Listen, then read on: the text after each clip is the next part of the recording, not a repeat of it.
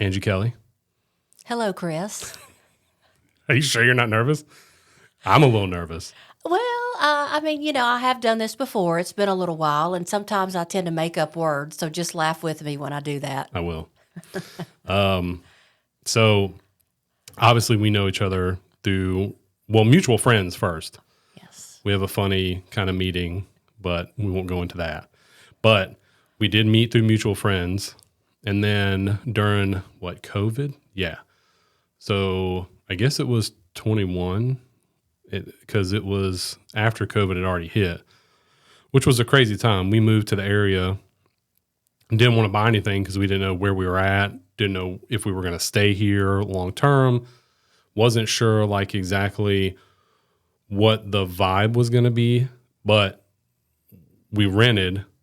And then by the time we realized, okay, we're going to stay, COVID had already hit. You couldn't find a house unless you were paying $100,000 more than what it was probably worth to me. And then, we needed to get somewhere really fast because of the situation we were in. Our landlord told us kind of last minute that she was going to be, renting our house out to her granddaughter, and we basically had to go. So didn't really have a lot of choices. We had a real estate agent that we had talked to when we first moved here. We were going to try to use her. We didn't really know you very well yet. You didn't like me at first. When you say it like that, it seems like it was all me. but yeah, so we didn't know you well enough yet. But then when we told our friends, hey, our agent, we don't feel like she's working hard for us, because we're losing out on houses that we could have won, or we wanted to try to go see, and they just didn't have time to go see it or whatever. And she was like, no, you've got to talk to Angie. Angie's a pit bull. She'll get it done, whatever. We called you. And I bet that night, I think we went and saw a house. I don't know if you remember that you work with a lot of people. So that night we went and saw a house. We looked at a few more. You knew somebody that had a house getting ready to come on the market, that we ended up buying that house because we got to see it beforehand. And then, now we've worked with you a couple more times. We sold that house and bought a different house. So you've been around me at least a couple times. Tell me about you. You're from the Memphis area. I am. And you're the first person, by the way, when we moved up here, I was not a fan. I'm still not 100% sold on the Memphis area. But you're the first person that ever said you loved it here to me. There's a lot of pluses and also minuses about the area. But when you look at the grand scheme of things, Memphis is very affordable. If you take the place we're in right now, Chris, and you put that in, even in the Nashville market or Eastern Tennessee or Florida or, it's Virginia, the D.C. area, where we live is very affordable. Yeah. Taxes, insurance. So, you can't have it all, some say. So you pick your poison. And affordability definitely has an advantage of living here. Yeah, I will say you're probably accurate on that.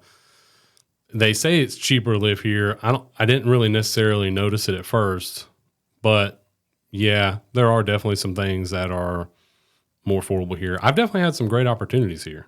That's for sure. So I don't know if that's just, time in my life where opportunities were going to start opening the door for me or what. But so, yeah, I can understand that point of it. But how long have you been doing real estate? 19 years. And your family was doing real estate? So my parents are divorced, and my mother's side of the family, we had realtors. My father's side of the family, we had realtors. So it was kind of like both sides, here I come.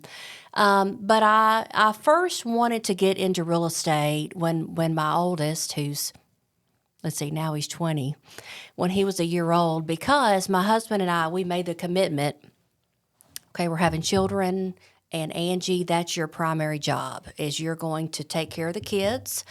So, like I said, when my oldest was a year old, he would go to Mother's Day out and everything, but for the most part, he was home with me. So I would work nights, I would work weekends, he would go to Mother's Day out, and I would make my calls, and I had to be very devoted to real estate, and as anyone does as a second career, because as a second career or a second job, that second job is more easily put on the back burner.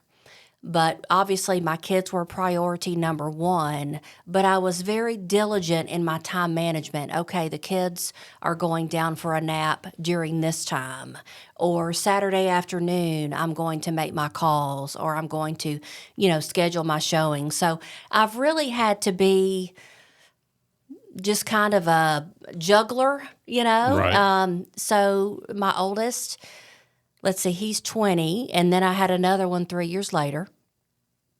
I know that feeling. So here we are. So when you started out, was real estate was your primary or was your only job? Raising my family was my primary. I'm That was saying as my far as primary job. Work-wise, were you didn't always do real estate. You did something different. So I worked in ophthalmology before real estate. Right. And I got pregnant, and I said, I'm out of here. Okay. I'm going to enjoy 9 months. We just put in a swimming pool, and I said, I'm going to enjoy my 9 months without kids and no job. Okay. And so yeah. And then after the first one was born, that's when you were like, okay, I'm going to start doing real estate. Yeah. And I found that I really liked it. And Yeah. I found that people deserve a good experience. Mm-hmm. And it's just really, it's come naturally to me. It's, again, you have to be devoted to making your calls and learning new things, because real estate constantly changes.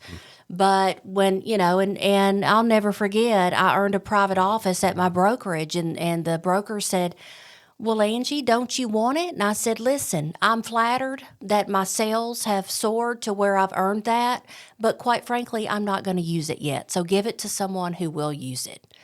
One of these days, I'm going to need it. Okay. And then as far as the real estate side of it, you said it was on both sides of your family. Yeah. Is it possible to achieve the kind of success that you've achieved without having like a family inside kind of, because obviously they're going to help you along the way, I would imagine. I'm trying to think of how to answer that. I do have conversations with Right. family members. Now, my father's side of the family, he did developments. He did a lot of developing in Germantown. He was affiliated with a lot of your big money projects. But he would give me some insight on selling land and some of his marketing materials. Do I think they directly helped me? Not really. I mean, I didn't have anyone say, here, Angie, here are leads. Here's some clients for you. I've never been hand-fed like that. I've always had to go out and, killed what I ate, per se. Right. So it is possible to absolutely go out there and hit the ground running and just be hungry. Yeah. I mean, you have to make it in this business, you have to do what others aren't willing to do. And I'll never forget, I was licensed in March of 2003. And is that right? No, March of 2005, excuse me. That was back in the day when we were told to knock on people's doors. And I did. What would you say? Because they had a for sale by owner sign in the front yard. Oh, okay. And so It wasn't like a random house you were going to knock on. No. And I passed the house 1,000,000 times. I saw them build it throughout the years, and pretty house. I said, oh my gosh, I'd love to have that listing. So I went and knocked on the door, and then the Doberman Pinscher jumped the fence and run after me, and I did not know I could run that fast. And so I'm huffing and puffing, and I'm in the car, and the lady's number, there's a for sale by owner sign with the owner's phone number on the sign. And I said, this is Angie Kelley, and I didn't know I could run this fast, but I wanted to talk to you about selling your house. And I told her about the Doberman Pinscher that chased me, and it's now roaming her front yard, and she thought it was absolutely hysterical. Yeah. And she gave me the listing. Well, But that was the thing. It's, you have to do what others aren't willing to do. And I've always done that. Now, I'm not saying I like to do everything and I'm not willing to do everything. But if it means knock on someone's door, introduce myself, take a few minutes out of my day, meet someone new, I'll do that. do you remember how long it took you to sell that house? It took a little while because she wanted to try to sell it herself. Right. In fact, she said, Angie, I'm having an open house this weekend. You're welcome to come. Okay. This was before I got the listing, and I said I'd love to come. So I went. And then, I don't know, maybe this was a long time ago. After a couple of months, she gave me the listing. In fact, I ended up selling it myself. So, and the buyers who I know, they live there to this day. So this was back in I think 05 or 06 when they purchased. Okay. Yeah. So at that first sale kind of got you going. No, that wasn't your that first was sale? Not my first sale. That was just an interesting. Yeah. But that's something that you had to do to make it happen. Yes. Okay. Yes. Do you remember your first sale?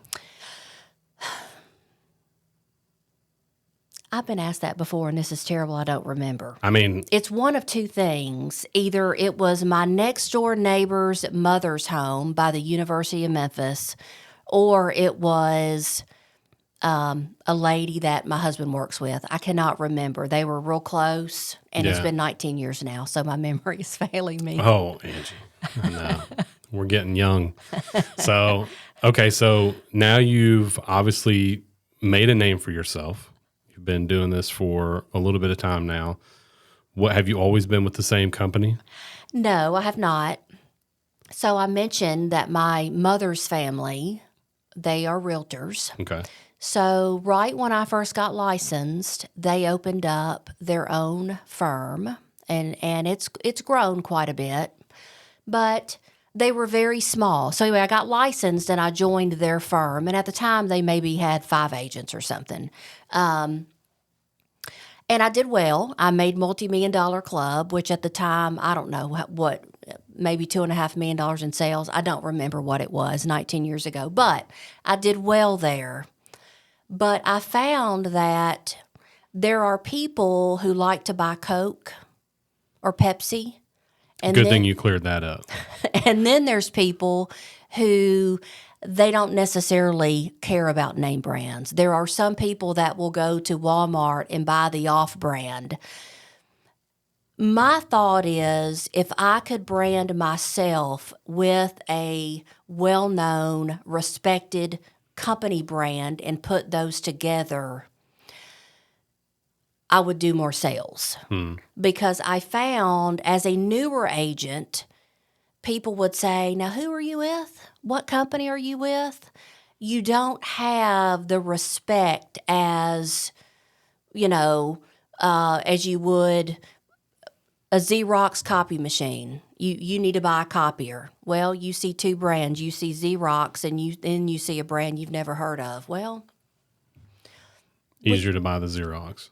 And just mind name recognition, and it's just Now there's some people that don't care. They're going to hire me because of me.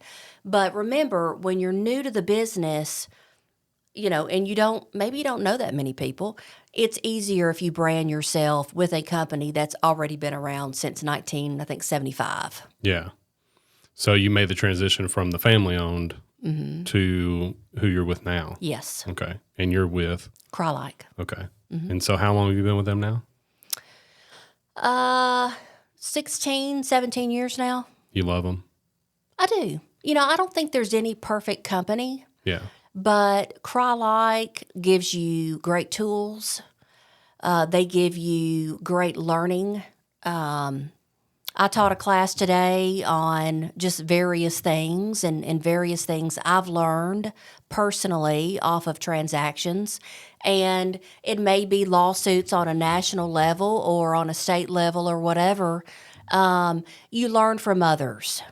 So the more deals and the more agents you're around, the more deals you're around. Let's face it, we all love to hear others' mistakes. Why? So we try not to make the same mistake they did. Oh, yeah. 100%. Yeah. I make enough mistakes on a daily basis to where I have to learn from them. It's infuriating. I told you I did a podcast yesterday and one camera didn't film. And unfortunately it was the camera on I would have been okay. If it would have been the camera that was facing me and it didn't record, that would have been fine. But knowing that it was the guest that it didn't record and I didn't have a wide angle shot is the worst feeling. I stood up, and when I saw that it was off, my heart sank into my stomach, and I thought, this can't be happening. So, now today, I made sure I was like, okay, I got triple camera action today. We're going to make sure it's dialed in. But it's hard. But learning from your mistakes or learning from other people's mistakes are really crucial. Just in life in general, like that's one of the things I love about doing this is that not only do I get to hear people's stories, but I also can learn from what they've done and what they've done correctly and what they've done incorrectly. It's really how we advance as people, I think, and I hope that one day I can tell my boys, this is how you should do this. Don't do it this way because this is what the end result will be. And I think we've all heard that for our whole lives, and we never really believed our parents when we were younger. It's not until you get older and you're like, if I had listened. If I had just listened, I probably could have gotten this differently. Yeah. So how long did it take you to decide, because you ended up going, you're a broker now as well, right? Mm-hmm. How long did it take you to decide, okay, I'm going to take that next step? And what exactly does it take to become a broker from a real estate agent? So anybody, or any agent rather, after their license, I think it's 3 years, they can obtain through extra education, extra testing, they can obtain a broker's license. Okay. Now, every office, though, has one principal broker. So you have 10 XYZ companies and 10 ABC companies. There's offices. So if there's a franchise or whatever, every office must and can only have one principal broker. And what that means is, so I'm the principal broker of my office. So what that means is I'm responsible for every single agent in that office. I'm responsible for teaching them, making sure that they're practicing real estate in accordance to the Tennessee Real Estate Commission guidelines. I'm a problem solver. I fix a lot of things. And it's some days it's easy, and when there's a problem, it's not easy. So some days I scratch my head and I think, how in the world did we get here? But I do enjoy learning new things, and I learn new things too every day because I think, how in the world did this happen? But what I love about it is when there are problems in the office, and let's face it, there's no transaction that's alike. They're all different. What I learn about it is when we have problems in the office, I share those experiences to all 113 agents. That's how many agents that are under me. And so I like that. And so I like being affiliated with a large office. My office actually sells more real estate than anyone in the Memphis region. So we're doing a lot of deals, a lot of sales volume. Problems do come up. I think my office has just shy of a 5-star rating out of all the millions of dollars that we sell every year. But it's a learning tool, and we all learn. And every year contracts change, and we all have to, modify our way of thinking, and we have to learn to pivot, and the real estate market in general keeps you on your toes. Oh, yeah. No, I can imagine that. So as far as, transitioning to brokerage, was it something that you wanted to do? Was it something the company wanted to do? So I found myself, before I started brokering an office, I was tired, Chris. I was selling 50 to 75 properties a year. and I Is hustled. that a lot? It's a lot. Okay. I hustled for a long time. I say long time. I was working 7 days a week for probably maybe 5 years. And we all have goals, and our goals are different. Right. Well, I had a goal that I wanted a second home, and I achieved that goal. So and I also found that agents were coming to me for advice. And I enjoy helping people because, again, if I make a mistake, I want to share it with you, the mistake I made, because I don't want you to make the same mistake I did. Right. So with me enjoying helping people, I definitely had the knowledge to do it. And I was tired. I didn't want to hustle quite as much as I was hustling. I thought, I'm helping people anyway. Why don't I tell Cry Like Realtors that I want to broker an office? Now, here's the deal. I don't want a little office. 40 agents, that's not challenging enough for me. I want to go for the gold, and if I don't have the largest office, I don't want to do it. I'm not interested. And so with helping people and already achieving my personal goals, such as my second home, that's when I decided, you know what? I'm going to cut back a little bit on my sales, or quite a bit on my sales, and I'm going to accept some salary over here for helping other agents grow their business. Right. Because you want to be compensated regardless. Absolutely. But if you can work smarter, not harder, Right. that's the way to go. Right. So as far as being a broker and, what that means to your company, it sounds like basically you're not just going to hire somebody and say, okay, you got your license, you're an agent now, go out there and perform, and then just send them on their way. I mean, the goal is to, you want them to be profitable, not just because you want them to flourish, but also because the company needs to flourish. And if they're not doing well, the company's not doing well. So it sounds like you guys are offering just a ton of training. And is this mandatory that they have to go to, or is it more of like hey, get in here, So here's what we have to offer? yeah. Or So I have quite a few part-time agents. okay. And I realize that everyone has to make a living. I realize that some people have jobs that are 8 to 5, 9 to 6, whatever they are. And I want everyone to have opportunity, because remember, when I started out, until my kids got into pre-K, I was technically part-time. So like today, I taught a class, being Saturday, I taught a class.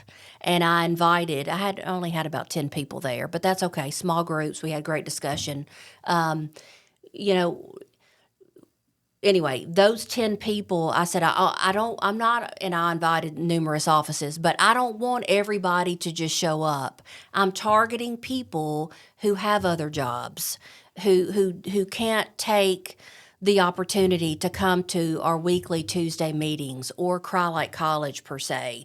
So I really do want to give everybody the opportunity to learn. Now, not everyone takes that opportunity. And I do have agents who they're refusing to get trained. And every now and then I have to let agents go because A, they're a liability on us. B, it makes me look bad when they submit offers and they say they're with my office and my firm. It doesn't help anybody. And also, when an agent who does not know what they're doing, it's a disservice to the client. Yeah. Yeah, because there's a whole lot about real estate that it seems like it'd be easy just to be for sale by owner, be done with it. But there's a whole lot more that happens. And industry knowledge and just experience, like you said, takes a lot. And if you're not putting in the effort to have that, or if you're a part-time agent that doesn't, you're not seeing 97 pitches a game, you're seeing 20 pitches a game, you don't know as much as the person that's 97 pitches, Right. So yeah, I can understand that. And I never even thought about the fact that you have to let agents go. I just thought, if they just don't perform, they just don't perform. They're still, technically an agent for that company. But that makes sense. We have,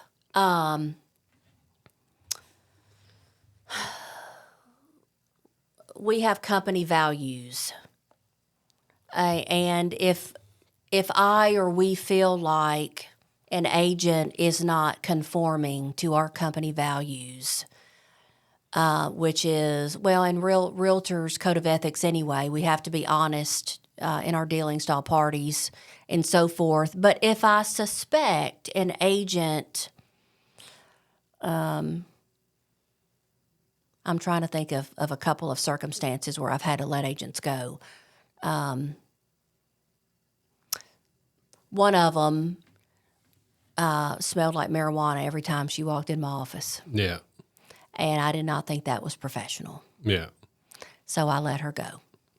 And I don't necessarily have a problem with anybody who recreationally uses that. I don't think to me, it's not very much different than alcohol.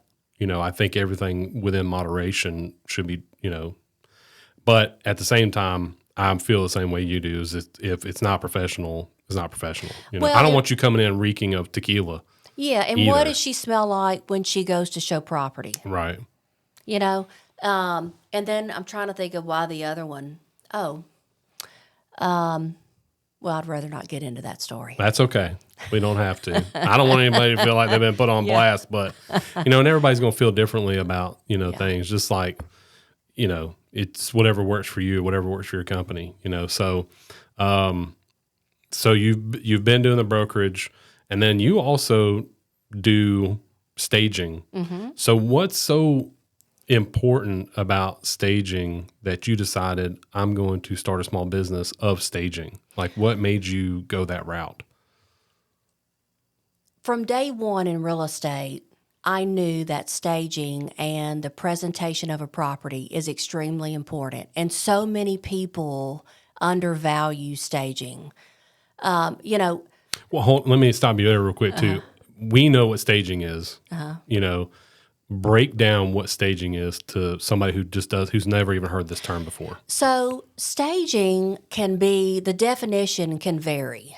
Okay. So for instance, if there is a home that's a bachelor pad, mm-hmm. okay, maybe it's all black leather couches and no color. Okay. I've worked with people before and I say, look,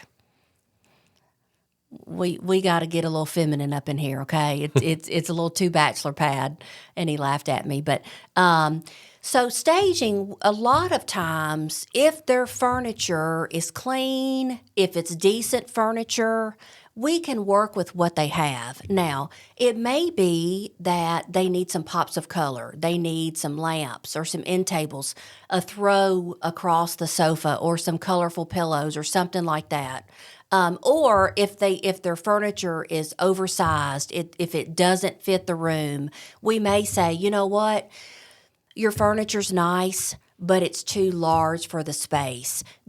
Everyone loves their sectional sofa, but when it comes to staging, sectional sofas typically don't do the room justice. Because it makes the room look smaller. It does. So staging is really a balance. So what I've learned is a small room, vacant, can look larger if it's staged. And let's face it, we've all seen large rooms that they're cold and it's like, oh my gosh, how in the world am I going to fill up this space? But if we bring sofas in or even use their sofas, bring them out from the wall, put some large colorful art, it's about presentation. And listen, think about this. All builders model homes, or most of them, they're staged, aren't they? Yeah. Builders have it figured out. And a lot of times people don't realize that beautiful bed they've got in there is just an air mattress with a nice set of sheets on it. Yeah. And you go to touch it and you're like, oh my God, the whole bed moved. That's right. But I mean, to your point, like the house that we bought, the most recent house that we bought was empty when we went to look at it. And there were some rooms that I was like, man, this room is huge. Mm-hmm. And then there were some rooms where I thought, well, this room's not really that big. And then the rooms that I thought were huge, I put stuff in there and I thought, well, this room's even bigger than I thought it was. And like, how am I going to fill up this space? And I don't know why I have the inherent need to want to fill a space up. But then I got other rooms that I'm like, oh, what's this room going to look like? Like our spare bedroom has our old king size bed in it. And now I'm like, oh, this room is actually much bigger than I thought it was, because now there's a king size bed in it, and there's still plenty of room to walk from the edge of the bed to the wall. And so now when somebody comes and stays, they have enough, space to put a suitcase or whatever it might be, or, a visit that may be a long-term visit, So yeah, you're right. Cause it was hard to envision what the rooms would look like. We knew that the house was the size that we wanted, bigger than what I wanted, but exactly what my wife wanted. And so, staging would have done a big difference. And I feel like they probably would have had more than the amount of offers that they did have. We got fortunate, and we want to offer because we had a good agent that you referred me to, since she sold in my area and you did not have the ability to sell in my area. And so that made a big difference. But, if this house would have been staged, it probably would have even been more competitive, I think. You don't get a second chance to make a first impression. And I cannot tell you, a lot of buyers, form an opinion within the first 5 steps of entering the home. Mm-hmm. Now, typically, we don't stage the upstairs. The upstairs needs to be in order, don't get me wrong, but the downstairs, your main living areas, those are most important. Now, it's a lot of work in the beginning with staging. Chris, you know that. I do. But you made me put half of my house in a storage unit. Presentation. Here's the thing. If you do all of the work up front, like what you did, you took my advice on every single thing.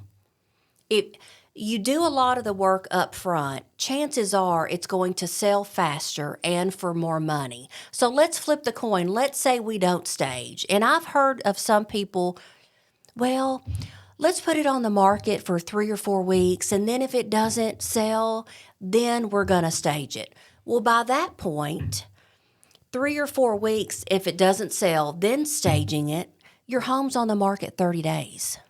So typically what happens when a home is on the market, a buyer, they look on their apps, Realtor.com, okay, and they say, well, gosh, this home's been on the market 30 days. What's wrong with it? And then if they do like it, what are they going to do? They're going to offer you less versus, oh, wow, we just looked at this home. It's day 1 on the market. It's gorgeous. It's probably going to have multiple offers. We really like it. Let's try to pin it down. Let's give them what they want. Let's move on. And another thing that I want to mention is when you don't stage up front and you don't get the property completely ready, people are leaving the house. They're taking their dogs. They're making sure their kids' rooms are clean. And they're absolutely exhausted when the home sits on the market. So not only are they exhausted from showing the home, leaving for 30 minutes to an hour during every showing, Sunday open houses, and then a price cut, it's better to do everything right on the front end. And that's how I feel with my entire real estate business. If you do everything right on the front end, you typically have smooth sailing on the back end. Be proactive instead of reactive. And so you don't just come in and say, hey, take this out, move this, do that. I mean, which is a big part of staging. Mm-hmm. We did reduce a lot of stuff in our house based on what the information you gave me. We also did some painting, which didn't have to be done, but it definitely was more aesthetically pleasing, mm-hmm. and it made a big difference. So for those that don't know me and don't know how our house went, I mean, that last house we listed, April of 23. So the housing market was still very hot at the time. And we did everything that you told us to do. It took us probably a month and a half to get everything ready, dialed in and ready to go. But that first weekend, the house was on the market. I think we had 14 showings that weekend, and we accepted an offer on Sunday. And we had multiple offers. We had multiple offers that were at the price that we wanted. Mm-hmm. And I don't think we would have gotten that had we not done exactly what you told us to do. So I'm not trying to toot your own horn because you were my agent, but really, long term, it was exactly what you said it was going to be. And everything we did made a big difference. And, I know that You painted the fireplace. we painted the fireplace. brick. I hated that. God, I But hated you- doing but you it. liked it But afterwards. I did like it afterwards, but boy, I hated doing it. You painted it neutral, I did. whitewashed it. Yeah. And that was, it was a pain, but it did work. And you were right. And a matter of fact, because of all the staging that we did, we started like really liking the house even more. I've had people before, they say, oh my gosh, after staging, I don't know, I love my house again. I don't know if I want to move. Well, it felt like we had the room that we didn't feel like we had. Mm-hmm. And it was like, oh, if we would have just changed it up a little bit. But I mean, I guess, when you look at it, we still wanted, we wanted 2 couches in our living room. And not that our living room was huge. It was a big living room, but it had just enough room for those 2 couches. And then everybody had a place to sit when they came over. And so was it functional for us? Absolutely. But did it make the room look tiny? Was it a huge difference whenever we pulled one of those couches out?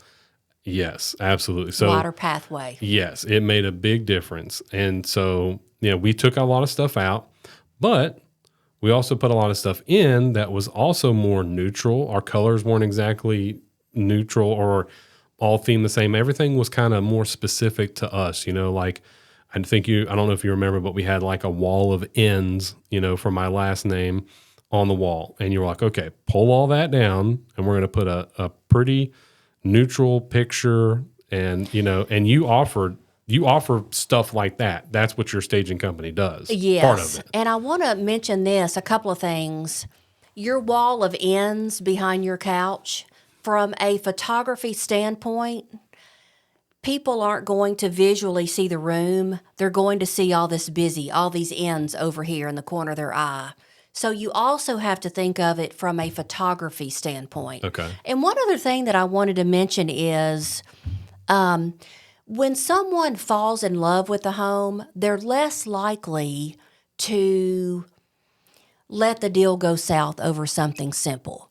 For example, there's a piece of rotten wood on the side. Maybe there's 5 pieces of rotten wood on the side of the home. And the seller says, you know what? I really don't want to fix that because I'm out of money. Now, if the buyer is in love with the home, are they really going to let 5 pieces of rotten wood break the deal? So the key is, seller, do all the work on the front end, which A, gets you more money, B, you sell the home faster, and C, you snag a buyer who's in love with the home. And when they're in love with it, they're easier to deal with throughout the process because they want to be nice to deal with. They want you to sell them their house. Yeah. So it's a win-win in every single direction. But yes, I do own Staged and Sold of Memphis. I don't remember when I started that company. I can't remember dates these days. It was probably 7 or 8 years ago. And the reason I did was for a couple of things. Even from day one, I was finding that I would drag things out of my attic because I knew people needed a focal point over their fireplace or a centerpiece or whatever. So just as an agent, you were Just keeping as an pieces. agent, I was doing that. And so I thought to myself, other agents need to be doing this, and I need to show them. They can hire me to do this. Now, I'm not the head stager. I'm not at all, because real estate is my game. But this is true too, because for anybody that's listening, I'm pretty honest. You had that woman came to the house, Melissa, and yes. she is the one that was like, here's the color that we're going to use on the wall. Here's the picture that we're going to hang over here behind your couch. This is the height I want you to hang it at. You knew the importance of it and all that, but she was the designer. So, and when I asked you, I'm like, what do you think about this color? And you would say, is that what Melissa liked? Then that's what you should go with. So I've learned that I stay in my lane. So the company is mine, and I'm fortunate enough to have Melissa work with me. She years ago, she was really heavy into staging, and she only, she was president of the Stagers Society. I don't know what it's called. I'm just making that up. But she got burnt out. She got burnt out of working with all of these different agents. And now, most of the time, Melissa works with my clients because she knows I work with good people and I communicate well.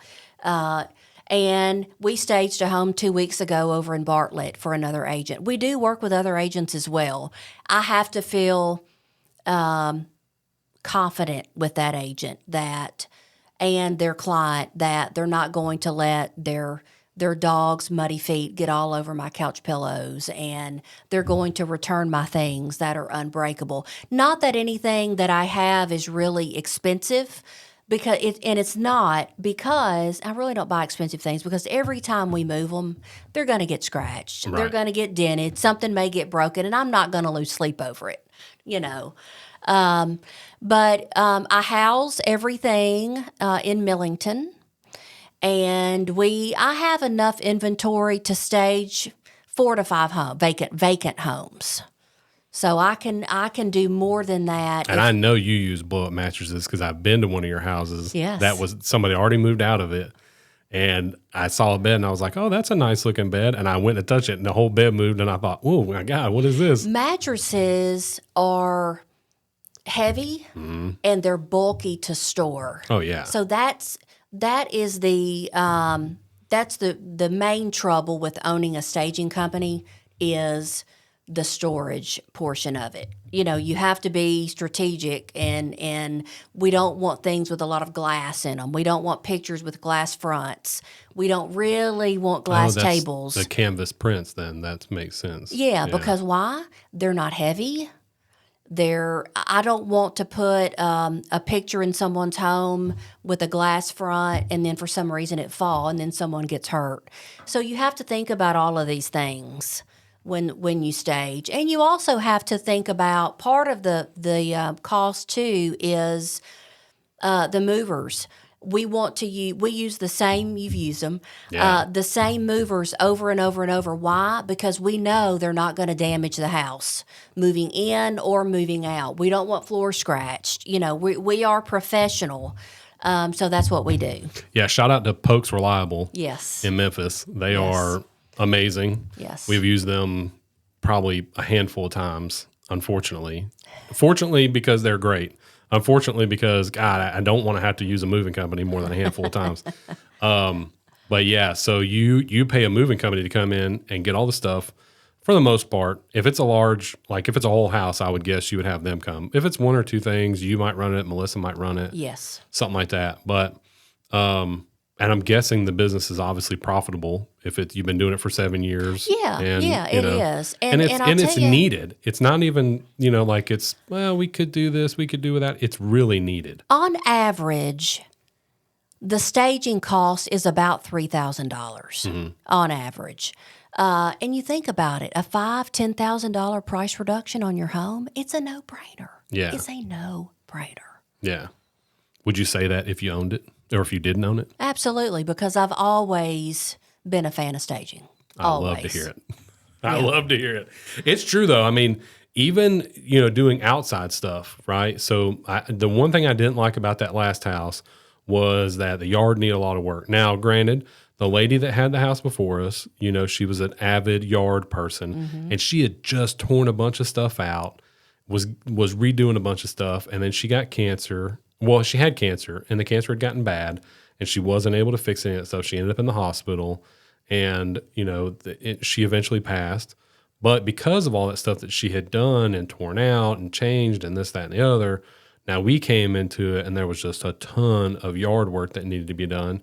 And at the time, I didn't know, I was like, I don't know what I'm doing, and, I'm going to either have to pay somebody or there's, you do enough research or whatever and you try to figure it out. But it just was so frustrating to me. And then I would have people come over and do stuff and they would rip me off, say they did one thing, turn out and do something different. I had a guy come over and was supposed to pull all the weeds out of the flower beds and put mulch back in. He was putting weed barrier down and, putting X amount of dirt to refill it up. And then I find out after I paid him, it looked okay. But then about a week after he left, I had to step into one of those to get to a water spigot or something. Realized he barely put any mulch in it. Didn't put, the dirt back in. I don't know how it looked like it was so propped up. No weed barrier was ever put in there. He was supposed to cement the pavers down. Didn't do any of that. And then when I complained to him about it, he was like, well, you shouldn't have paid me if the job wasn't done. I'm like, I expected you to do it right. I don't understand that. But anyways, I say all that to say this. It's still, if it wouldn't have been for the staging we did on the inside, I don't think it would have sold as fast, because that outside stuff to me was a huge eyesore. And it did really well. It sold quickly. But I drove back by that house the other day. And let me tell you, kudos to that guy, because the yard looks phenomenal. I mean, he has really went above and beyond. And I thought, I wish I would have done that. Because that even, again, I was like, oh, now it doesn't look so bad. Maybe I should have stayed there. But I'm happy where we're at now. But, I think people think staging is outside of their budget. Yeah. And if they look at all of these bullet points that I've mentioned to you and make some calls, and I'll tell you, staging is one more thing to do on an agent's list, on a seller's list. Chris, I say, okay, we're going to sell your home. It needs to be, clean the baseboards, clean all the blinds, clean the ceiling fans. Staging is one more thing on your to-do list. But I do think that people think it's not affordable.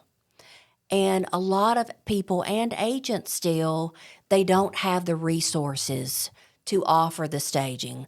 The good thing about myself is I know my inventory, and so if I go to a home, I don't have to call a stager and get a price. I know I have the stuff to do it, and I can price it right then. So that does give me a little bit more an advantage of other agents, because it is my company. I don't have to share the stuff. And if I want people to keep it for 4 months, well, that's up to me. I'm going to let them keep it for 4 months. So if it's your customer, are you charging them every time? Are you, depending on what it is or how fast it goes? Like, how do you break it? How do you decide? What I don't like to do, I try to always put myself in the consumer's shoes.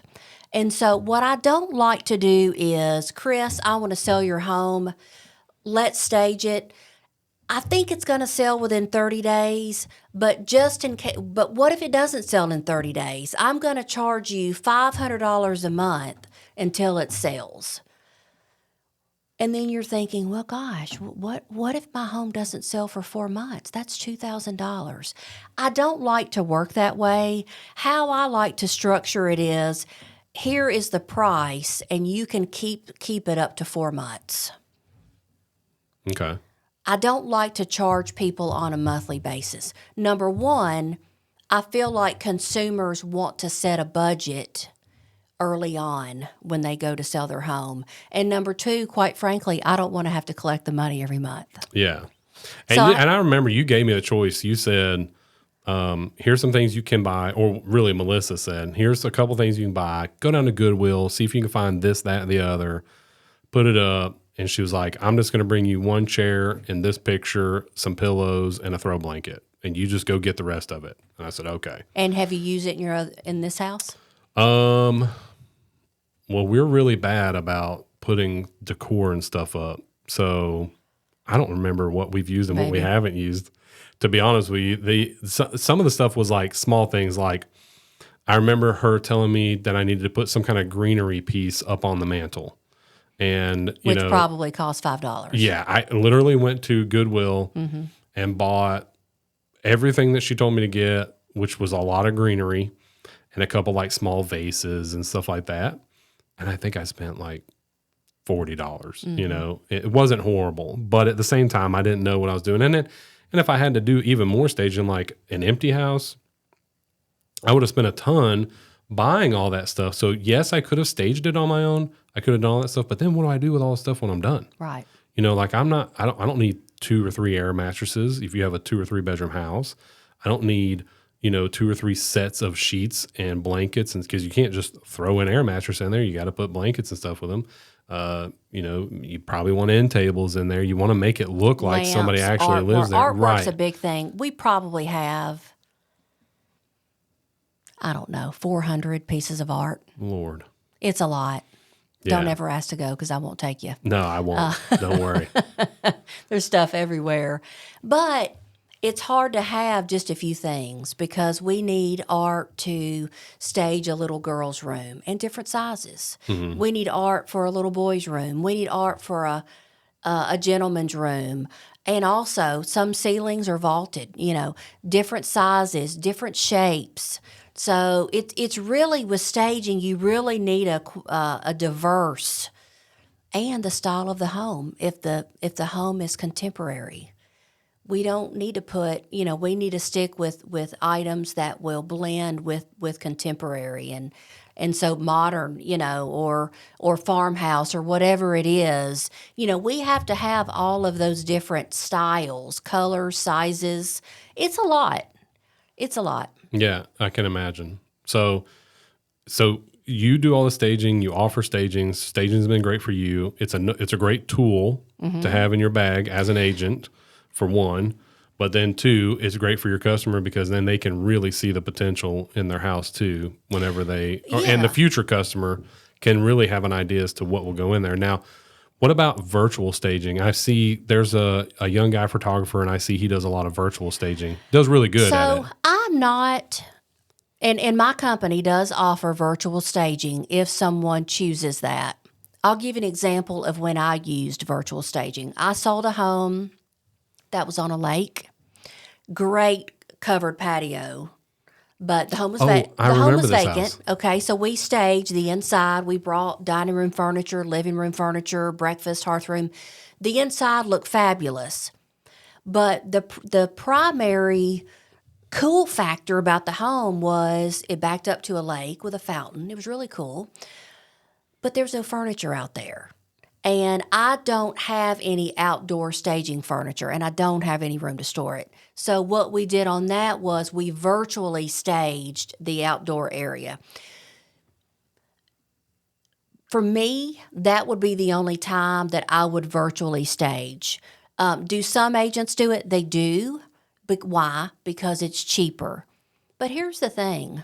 Virtual staging, in my mind, is going to make your photography look better. It's going to make people want to come look at it.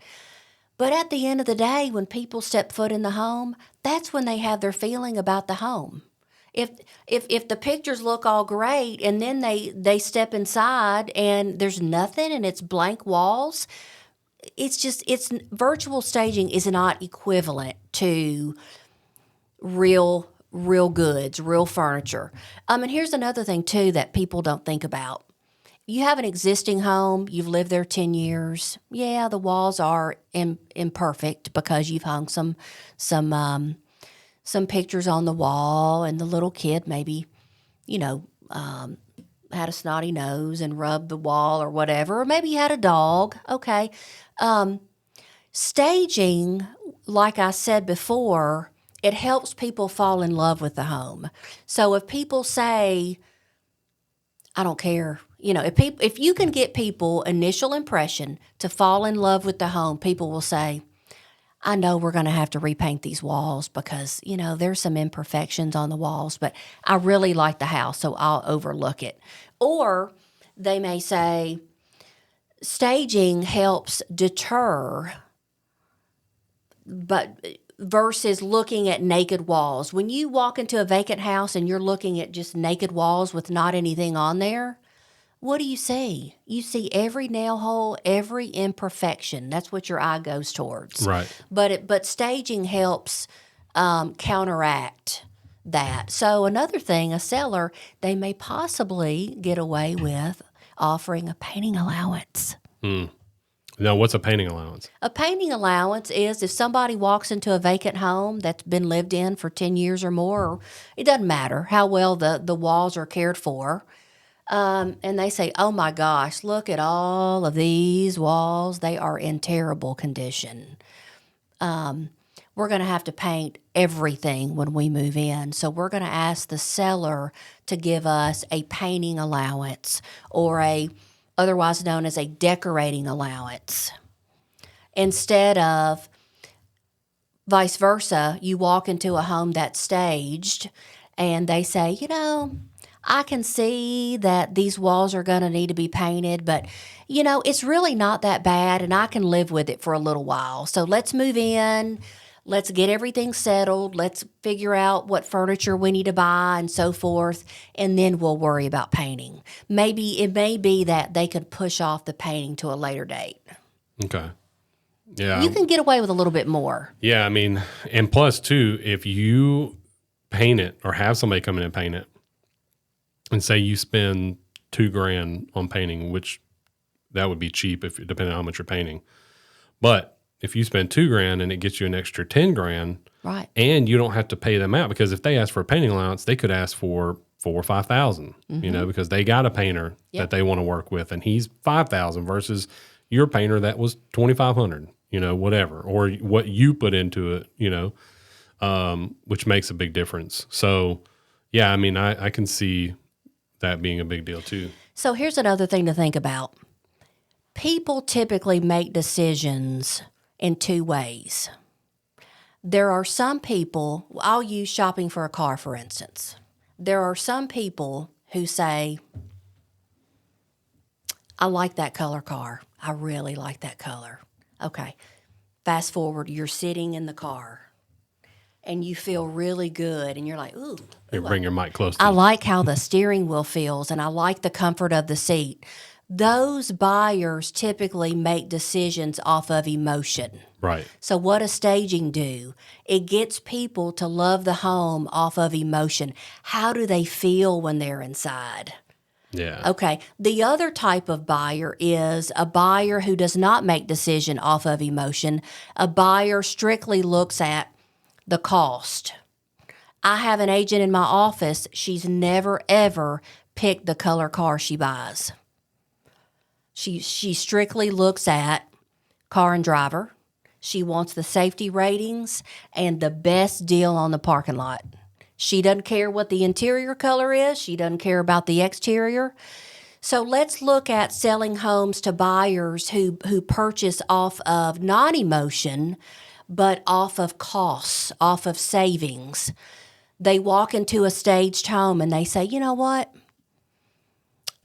I know his or her, my partner, whatever, I know they really like the home.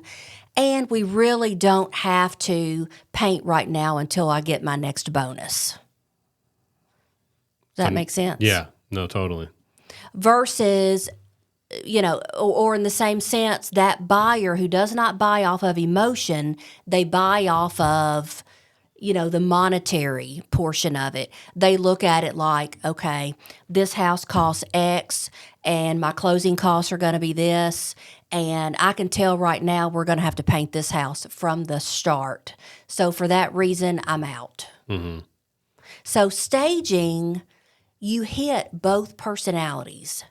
People who purchase off of emotion and then people who purchase off of just the facts. What are we looking at? What's the bottom line? Because like I said, staging, not that we want to hide imperfections, but if you use the example of your ends behind the couch, right. We could put instead of you taking down all your ends, we can put a big piece of art there that would cover up maybe 4 or 5 nail holes. It just looks aesthetically better. Okay. So what else do you have in the plans? So to your real estate, you've got the staging business. Did I hear you say you started another business?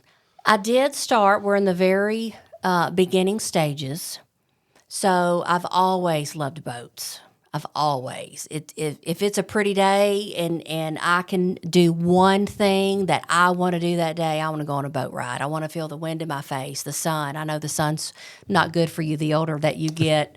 But I love to sell things. And again, I feel like people deserve a good experience. I feel like a good salesman, and I always put myself in the consumer's shoes. Tell me the good and the bad and let me make an informed decision of what I want to do. I've always loved boats. My whole family, my husband and my two boys, we all love boats. We've owned boats for 25 years. So I have recently, I'm in the very beginning stages of opening up a boat and yacht brokerage. It's called Signature 6 Boat and Yacht. And what does that entail? What does that mean? So it's very similar to people, Chris, you want me to sell your home. Same thing. Chris, you have a boat. Maybe you want to sell your boat. Maybe you want and get out of boating, or maybe you want to upgrade your boat. I would be a boat broker, just like I am as a real estate broker. Okay. And we're probably not talking about like your Bayliner, your $1,500 Bayliner that you've put on Facebook Marketplace. We're probably talking about more of your, wave runner, or not wave runner, but what are those wakeboarding boats, or probably bass boats or something more specific, right? Well, and that is another reason why I included boat and yacht, Signature 6 boat and yacht, because I don't want people to think that we're strictly selling large cabin cruisers. Because we do want to sell all. We want, kind of like me selling. I don't say that I only work with a certain price point. I work with people who I like, who I want to give a good experience for. So we're going to sell all of it. And I've learned so much how boating can be so relatable to real estate. There's a boat MLS that I'm a part of, just like the MLS for homes. I didn't even know that was a thing. Chris, if you want to buy if you want to buy a boat that's a Sea Ray Flybridge year 2005, chances are I can find it. Yeah, that was very specific for a boat that I've never heard of before. So clearly that would be the route I would probably have to go. And I've also learned that boating contracts are very similar to real estate contracts. Really? Yes. In order for people to, like when you purchase a home, you put down earnest money, right? Or trust money. Mm-hmm. Whenever you want to take a boat out, you need to put down, to keep someone's boat from going out on all of these test drives, we need a serious buyer first.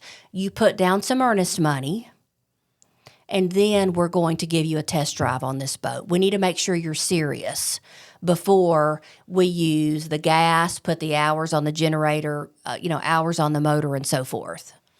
So let me kind of circle back real quick too. I talk to a lot of people that are in the process of getting ready to sell their house or are looking to buy a house. And I ask them, because I'm very big on, same thing as you. Like, I want people to use people that I've used because I had a good experience with them. Or if I had a bad experience with them, I'll tell them to stay away from them.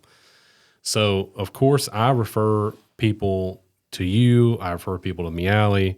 And I always try to get that word out there. But what if somebody doesn't have a me? How are they supposed to determine who the best agent is for them? How do they find an agent? What are the things they should be looking for, asking, like, as far as, hey, how are you the best fit for me? Because again, like you said before, in my day job, I do the same thing. I don't do sales, but I do recruiting. And I tell everybody that I talk to about the company that I work for the good things, and I tell them the bad things. And I have a very good success rating with not just the people that I hire, but how long they stay with the company. And the reason for that is because I want them to make an informed decision on what they're fixing to do, because this is a large piece of your life. So your job is a large piece of your life. Where you're going to live at is a large piece of your life. I don't necessarily think a car is a large piece of your life unless you're going to keep it for a while. Same thing with a boat. I do think having the right, I don't want to say boat salesman, but because I think it's more than that. I think boats are just so much more specific. You can't just go in there and be like, I'll take any boat that you got that's in my price range, right? You don't want to go in there and get a pontoon when you need a speedboat. You don't want to buy a bass boat when you need a pontoon. Mm-hmm. So, but how do they go about finding who's the best fit for them? So a lot of people look at Google. Okay. I think I have currently 107 reviews on Realtor.com. That's typically where I push, my reviews. But one thing they need to look at is they need to read those reviews. Do they seem like real people have written a review for them, or have they just asked all their friends, hey, go on there and say we've worked together? And,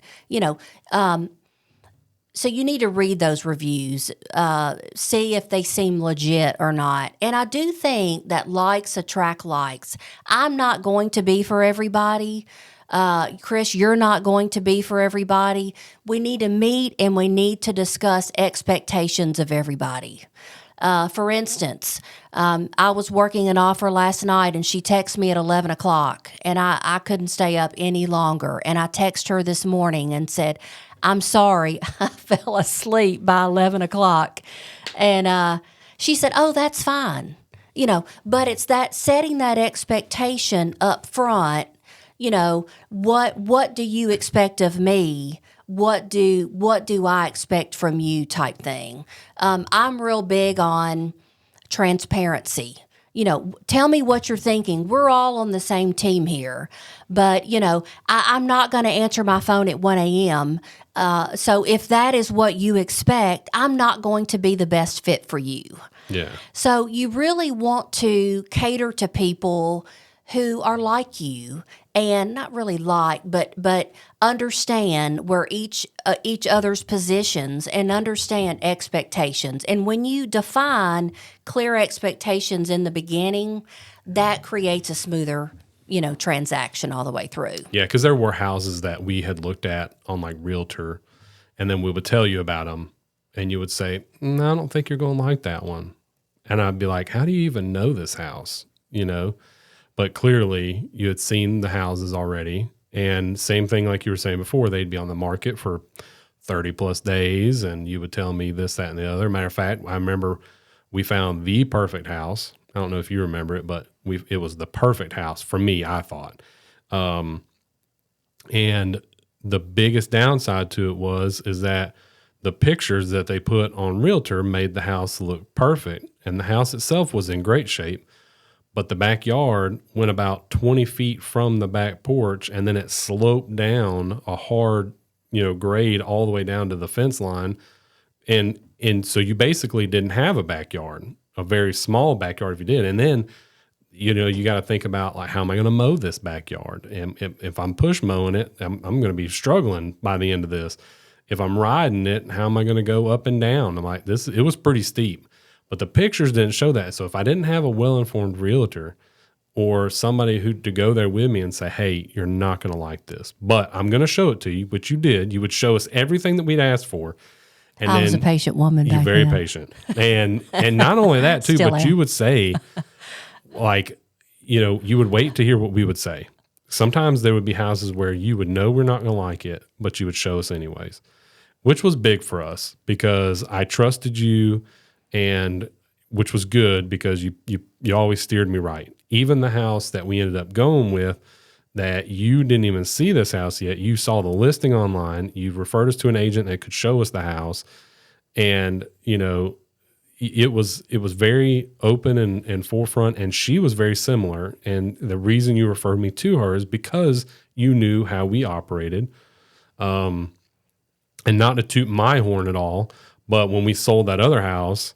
And everything that buyer asked for, I jumped on it immediately. You did great. And it made a big difference. It does. Because it was easy for us to work with them and it was easy for them to work with us. And, to me, if you're selling, that's important. You've got to be willing to do what needs to be done to sell the house. Just like anything in life, you've got to be willing to put in the effort to make it happen. So, So those are some great tips for those that don't have somebody that they know and can trust. And here's another thing. Most people, not you, Chris, live in their home or they buy or sell every 12 years. Hey, so they don't think about some of these things. So that is a realtor's job to point things out. And listen, I'm not trying to change your mind. I'm just trying to let you and hope that you look at all aspects. And my best job in the beginning, especially, is to be a good listener. I want to know, what are you looking for? I don't care what house you buy. It doesn't matter, but I want you to know what you're buying. I want you to know everything about it. I want you to know the good, bad, and the ugly. I want to work with the most stringent home inspector, because the last thing I want to do is, Angie recommended this crummy inspector just so she could sell the house. No, if the inspection fails, we'll go find another house. But, I'm in the relationship business that I want to work with you until the day I retire, and that's going to be a long time. Well, where can everybody find you at? You got a website, all that stuff, right? I do. It's Angie at Angie Kelley, and it's KELLEY.com. Or my cell phone is 901-828-8919. Well, that's so funny. Yeah. I would never give my cell phone number out on this, but I get it. It's all over the internet. It's all over the internet anyway, so it's not like they can't find you. And you got anything big coming up? Any big open houses that you have? I've been busy. I've got 5 pending. I just closed one 2 weeks ago. I've got 5 pending right now, working on a couple other projects. So I've got some things going. I'm looking forward to nice, sunny, warm weather where I can take a boat ride. And I really don't. I just, stay steady, and I want to provide good customer service. So if that means one house a month, that's all I'm going to do. Okay. I focus on that testimonial. That is what matters to me most. Okay. Well, all right. Well, I guess we'll wrap it up right there. So thanks again, Angie, for coming in. I appreciate all your insight, and I can't wait to have you back. Thanks for having me. All right. Bye.